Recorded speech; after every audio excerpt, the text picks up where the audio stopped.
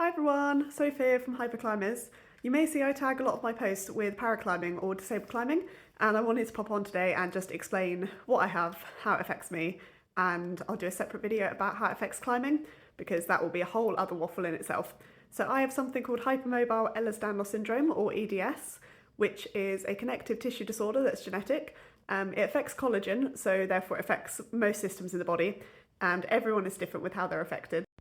The main things that affect me are chronic pain and chronic fatigue. A lot of people think chronic means it's all day, every day, but it isn't. It just means ongoing for more than 6 months, so functioning is varied day to day. A good day would look like an almost regular functioning person, and a bad day would be, well, potentially weeks on the sofa, asleep most of the time, not able to do pretty much anything for myself.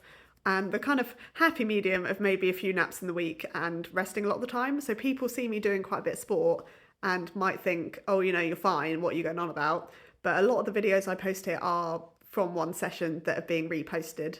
And a lot of the times I'll climb, I will have spent most of the day just resting, pottering around the house. I'm quite lucky, I'm self-employed, so my whole lifestyle is set up around being able to do that. Otherwise, not a lot would get done or work.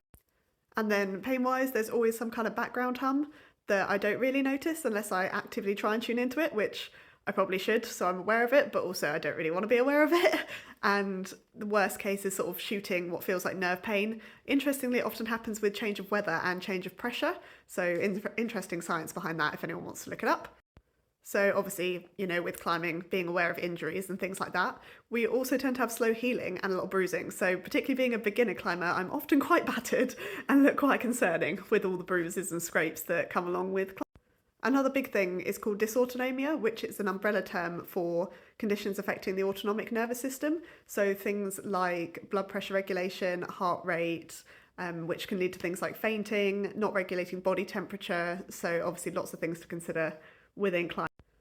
And also things like GI issues. A lot of people have issues with bladder, migraines, all sorts of variation of things. Treatment options are quite limited. It's basically a mixture of painkillers and managing acute injuries and trying to be as fit and healthy as possible. So that's something I'm able to prioritise for my lifestyle. So a lot of the time is resting, and then the rest of the time is trying to build strength and things like that, which will help chronic pain generally. I did go to the gym quite regularly for about a year or so before starting climbing, which definitely helped with pain overall and the amount I could do each day to a certain extent. So that definitely did help, but it's a lot to consider when climbing, and I'll do a separate video sort of talking specifically about climbing. If anyone else has EDS, please do say hello.